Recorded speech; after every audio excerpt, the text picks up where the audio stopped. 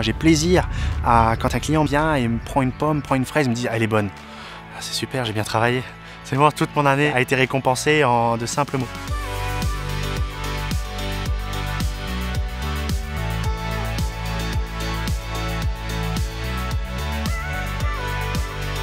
J'ai repris la suite de mon papa qui avait une exploitation de vaches laitières. Moi, j'ai réorienté la ferme vers la production de fruits avec des pommiers au début.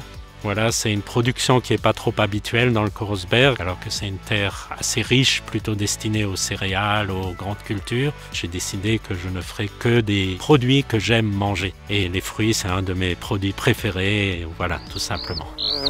Il y a moi-même et mon épouse qui avons monté l'entreprise. Nous avons un salarié qui est présent toute l'année. Nous avons également une vingtaine de saisonniers en fonction des récoltes et des travaux à faire. Et puis depuis 3 ans, nous avons le plaisir d'accueillir notre fils et notre fille qui vont reprendre certainement la suite de l'entreprise et qui aujourd'hui ont déjà pris en charge certaines activités de l'entreprise et qui nous apportent évidemment beaucoup de bonheur et de joie dans ce travail en commun.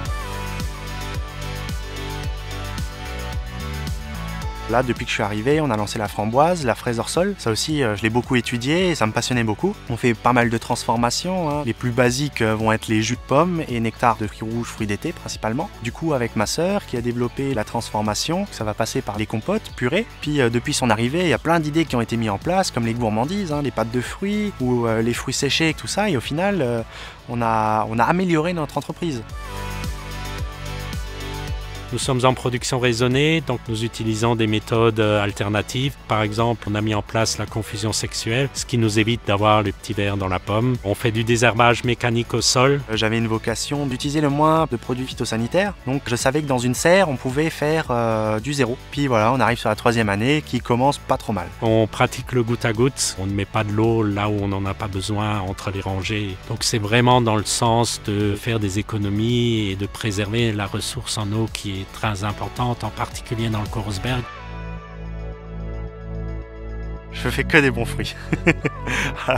Ils sont comme je les aime et comme j'ai travaillé pour les avoir. Si j'ai loupé quelque chose, ils seront peut-être moins beaux, moins bons, mais ça sera de ma faute, parce que j'ai loupé quelque chose. Donc tout au long de l'année, je travaille pour qu'ils soient bons, pour que j'ai plaisir à les manger, que peu importe la fraise, peu importe la pomme, peu importe les prunes ou les framboises que je prends, j'ai plaisir à le manger. Si j'ai pas plaisir à le manger, c'est décevant. Aujourd'hui, avec Hopla, on sait où vont nos fruits. Et on voit le consommateur qui les achète et on a l'occasion de discuter avec lui. Ça, c'est extrêmement important puisque ça nous a permis de nous conforter dans nos choix techniques, mais également dans nos choix de production, de dire à un moment donné, je ne vais pas forcément en faire plus, mais je vais bien faire ce que je fais. Parce que j'aime mon métier, parce que j'aime en parler, parce que j'aime faire ce que je fais, je fais des efforts au maximum pour faire un produit sain, beau et bon.